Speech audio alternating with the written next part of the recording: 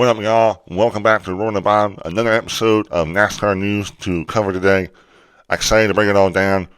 First topic, Layne Riggs will drive for Front Row Motorsports. It'll be a multi-year deal in 2024 and beyond. Exciting stuff for Layne Riggs. I've heard of his name. He'll be driving the 38 truck, replacing Zane Smiths. He is a up-and-coming prospect talent. He won the 2022 NASCAR Weekly Championship. I believe that was a late model series that NASCAR ran, a lot of short tracks. Not surprising because he's a very successful Cars Tour series, which is a short track series. Also, they run late models. We look at his Cars Tour stats. Out of 7 years, 67 races, he has 6 wins, 32 top 5s, 41 top 10s, 8 poles. He's done over 1,000 laps. His average finish is 9.7. He is a very, very successful late model driver. He seems like more like a country kid, blue collar, hard working dude. He raced for his own team, so he's really worked his way up all his life to get to this opportunity, and he's going to be jumping in a truck that is championship level, race winning every week type level. Exciting stuff. He hasn't done much in the truck series, hasn't had much opportunity there. His stats there are out of 2 years, 6 races. He has 0 wins, 1 top 5, 2 top 10s. Average finish at 16.2. Nothing there to show for, but he definitely has not gotten an opportunity there in not many races, not much experience in the truck series. But exciting for Layne Riggs. Exciting to see what he can do in a championship level truck. Next topic.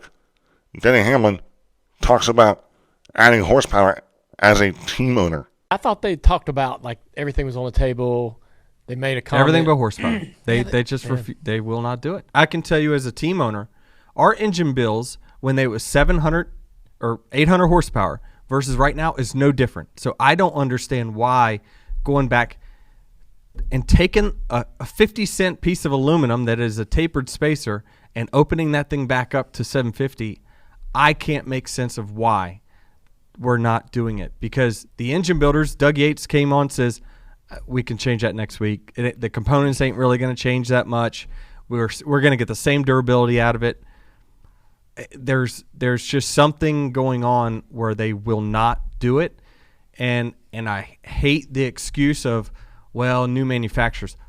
That, like, until someone knocks on my door and says we're coming in, all right, we'll only come in if it's this. Yeah. That's fine. Everyone, hey, can everyone buy in? We have a new manufacturer coming. We're going to reduce horsepower to 650. Yeah. Until that day comes, make your product that you've got now better. So Denny Hamlin, who is a team owner for 2311, talked about why he doesn't understand why NASCAR has not made a decision to add horsepower because the cost hasn't really been the same.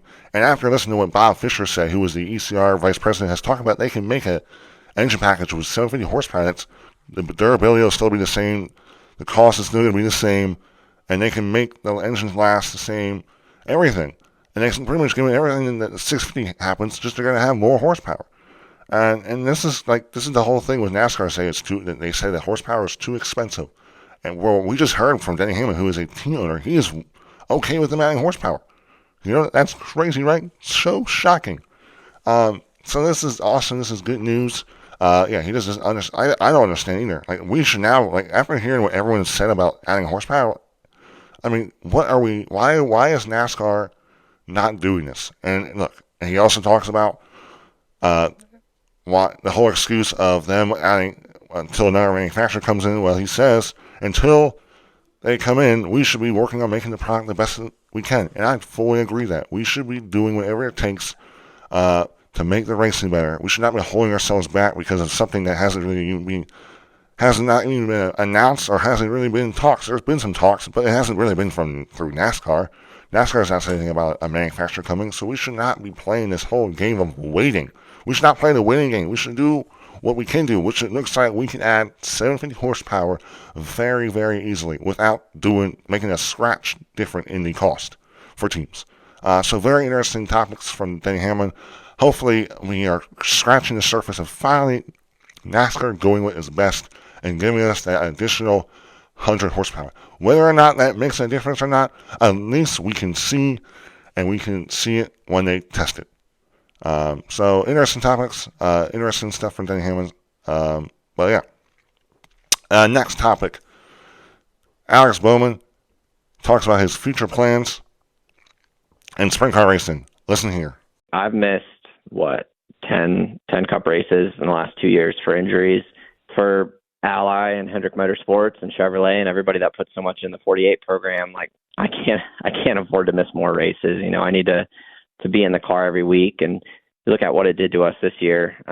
We go from, being extremely strong every week and up front in points and all that to a really tough rest of the year. Like I don't need to do that again. So I won't be in a wing sprint car for the foreseeable future. I would say when I'm done Cup racing, to be honest with you, I would love to do the Outlaw Tour when I'm done Cup racing, but it's just going to be something that I'm going to push off until I'm at that point in my life where it's what I want to do and it's not going to take away from anything else. My job on Sundays is super important to me, and unfortunately this year I was doing something for fun that greatly took away from what I do on Sundays, and I'm going to avoid that going forward.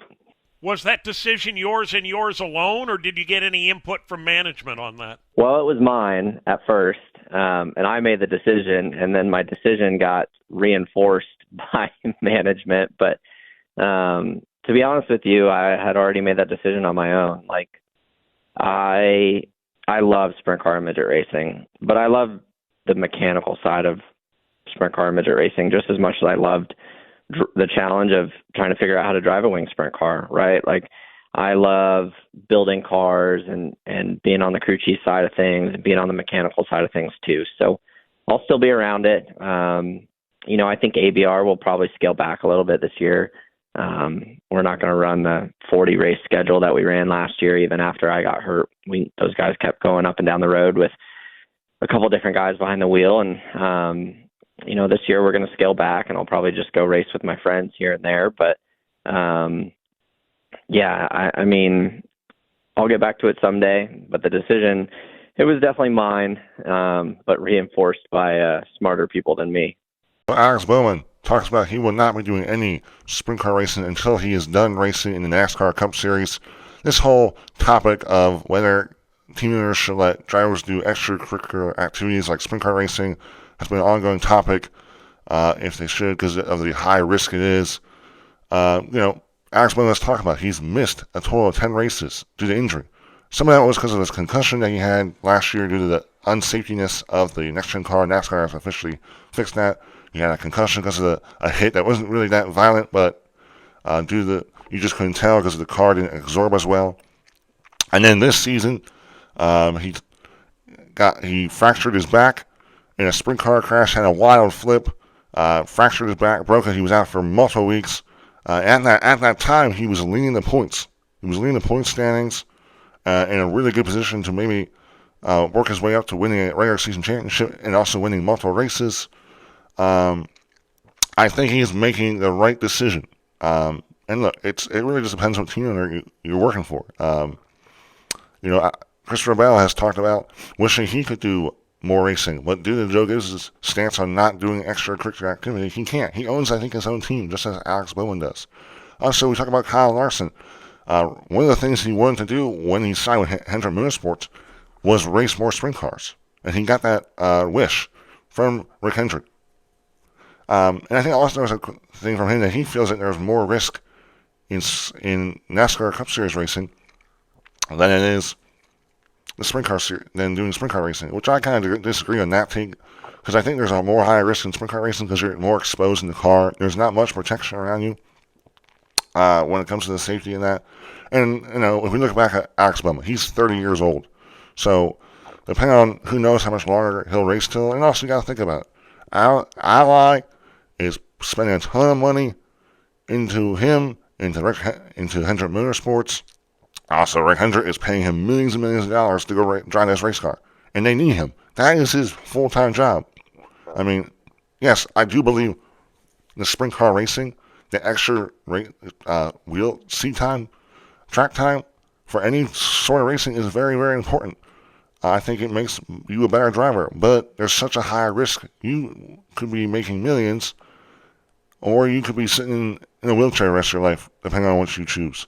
But the one thing that is a little interesting is how he made a decision on his own, and then it got reinforced by Hendrick Motorsports. So I'm a little, I don't know. It's like, okay, so you're just because Alex Bowman got injured, you're not going to let him race, but then you're still going to let Kyle Larson race due to what happened. I don't know. I just think they should make it either, it should be black and blue. It should be a straightforward, either you can or can't. So, I don't think it should go off, you got injured, so we're not going to let you.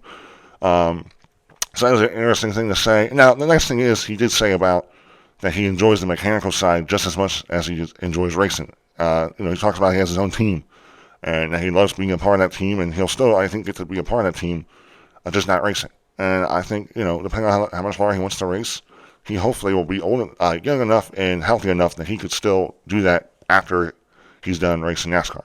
I think he's making the right decision. I think, who doesn't want to make millions and millions of dollars driving a race car? I think he's making the right decision, and I'm excited to see a healthy Alex Bowman in 2024. Well, that's a wrap for this episode. Hopefully you guys enjoyed it. Hopefully you guys enjoyed my commentary on each topic I talk about. I love making videos, guys. I enjoy pushing out the content.